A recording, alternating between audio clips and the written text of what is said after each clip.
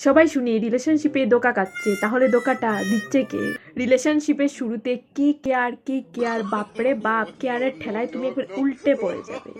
বাবু তুমি খেয়েছো? তুমি না খেলে আমিও খাবো না।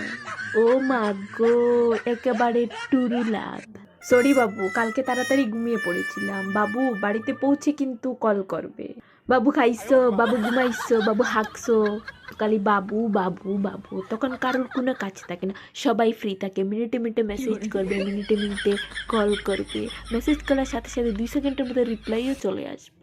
কেউ কেউ আবার কলও কাটে না, রাতের বেলা গার্লফ্রেন্ডের নিঃশ্বাসের শব্দ শুনে ওরা ফোন চার্জে বসিয়ে দাঁড়িয়ে দাঁড়িয়ে কথা বলে। ভোর 3টে 4টে অবধি কথা বলে, ওদের কথা শেষ হয়। বাবু একটা শাড়ি পরে ফটো উঠে পাঠাও, তোমাকে দেখবো, মানে প্রেমের টেলার, তুমি একবারে ভয় পেয়ে যাবে, তোমার নিজের গিল্ট ফিল হবে, আমি কিছু কম কেয়ার করছি না তো। 2 দিন আগে দেখা করার পর 2 দিন পর বলবে, বাবু কতদিন হয়ে গেল তোমার সাথে দেখা হয়নি, একবারে কত প্রেম। কিন্তু রিলেশনশিপের কয়েক বছর পর এরা হঠাৎ বিজি হয়ে যায়। এখন অফিসে যাচ্ছি, পরে কথা বলবো। এখন কাজ আছে, পরে কথা বলবো। এখন লাঞ্চ করছি, পরে কথা বলবো। এখন ঘুমাতে যাচ্ছি, পরে কথা বলবো।